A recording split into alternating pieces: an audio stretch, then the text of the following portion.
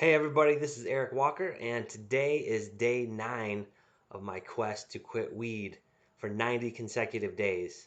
I'm trying to make a video every week to document my journey, share some of the thoughts that I think might help you if you're trying to quit smoking weed too.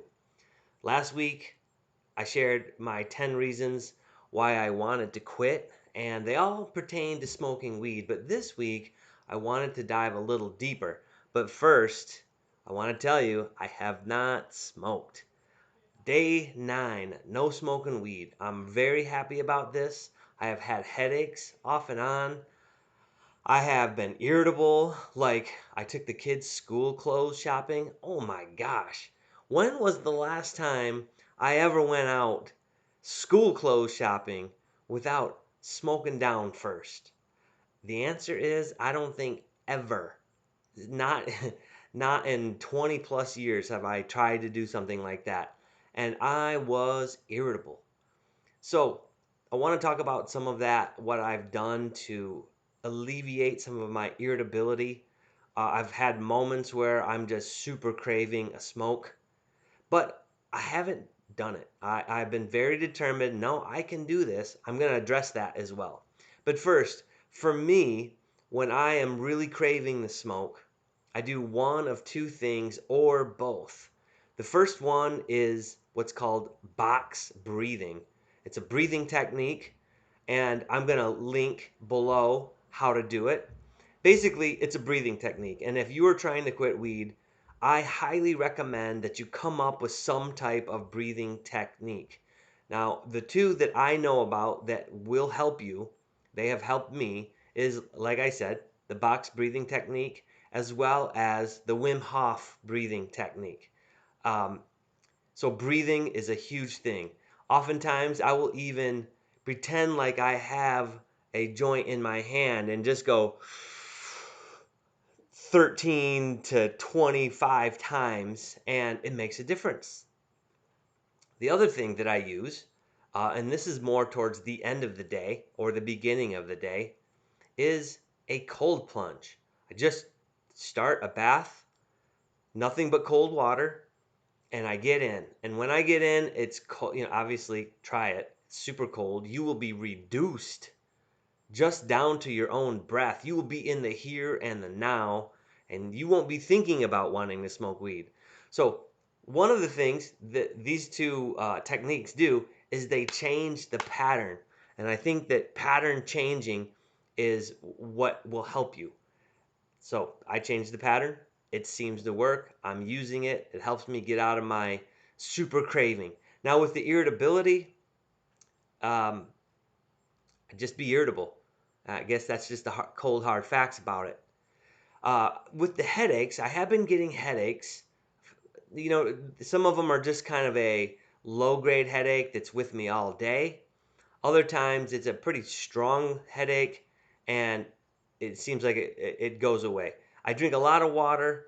Occasionally, I'll pop some Tylenol or something like that. It seems to help.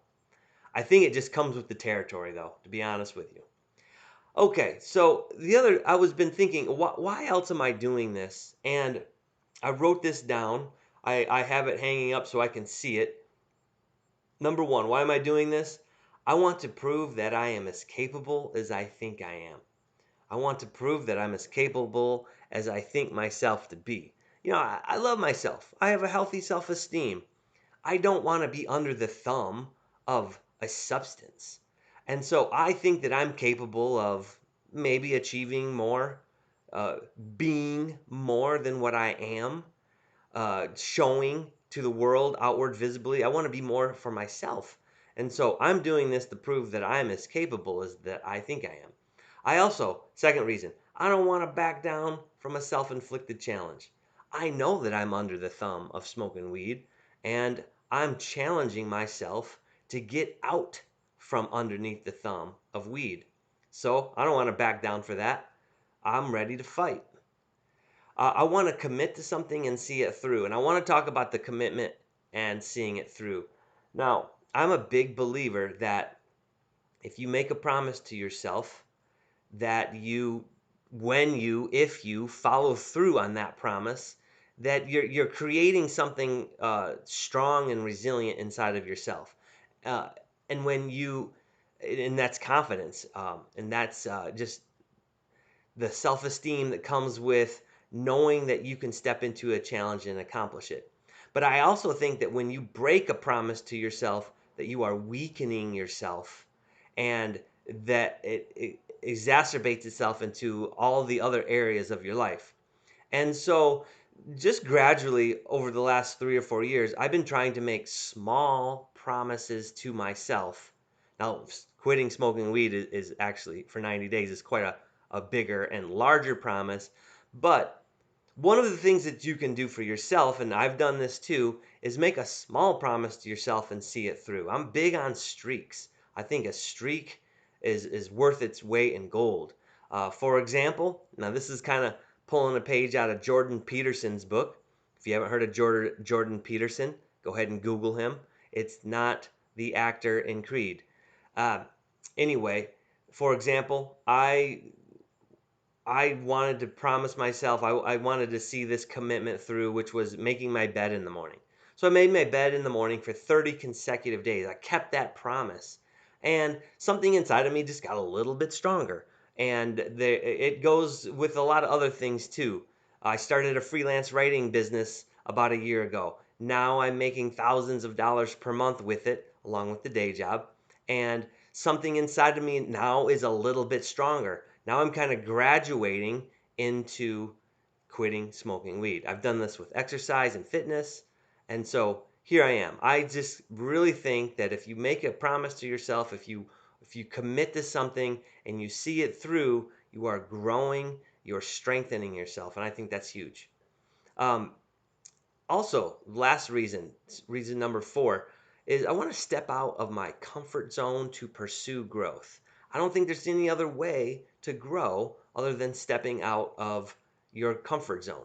So I am certainly not comfortable taking the kids out to Kohl's and Old Navy and Target and to the mall, getting shoes and trying things on, all three of them, without beforehand sneaking behind the house and smoking half a J. But I did it. And I was out of my comfort zone, but I'm getting a little bit stronger.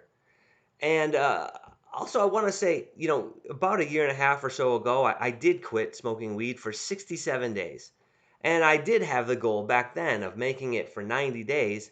And, I got to like day 67, and I remember thinking to myself, maybe, it was day 30, day 40, day 67. And I remember thinking to myself, I can do this. And that was the trap. Knowing that I could do it was an excuse for me to start smoking again. Now I know better. That is a trick.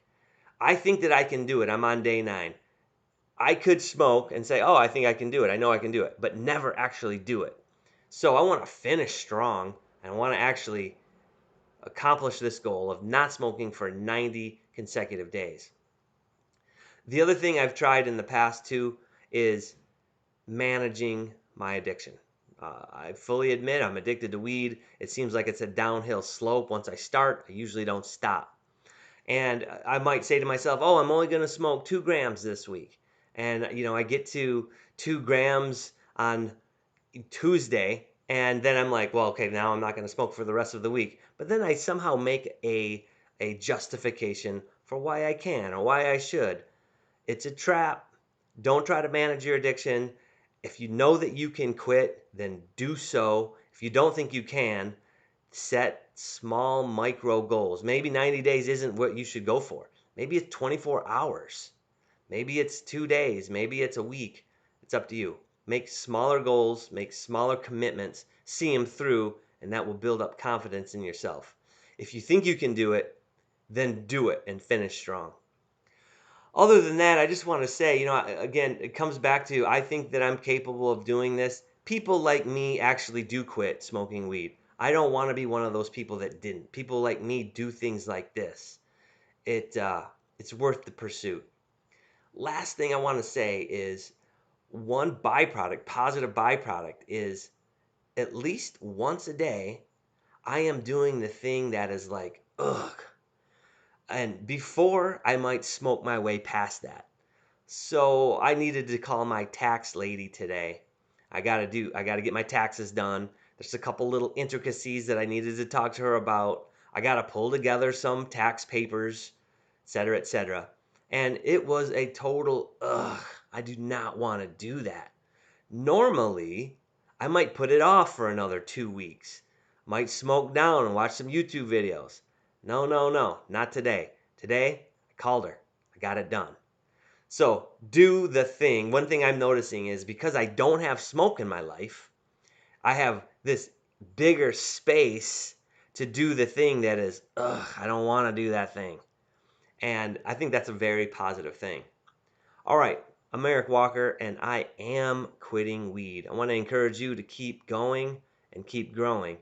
If you liked this video and you want to pay attention to my chronicling of quitting weed for 90 days, I'm going to try and make a video, once a week, once every 10 days, just to check in with myself and hold myself accountable to whoever is out there watching. Thanks a lot.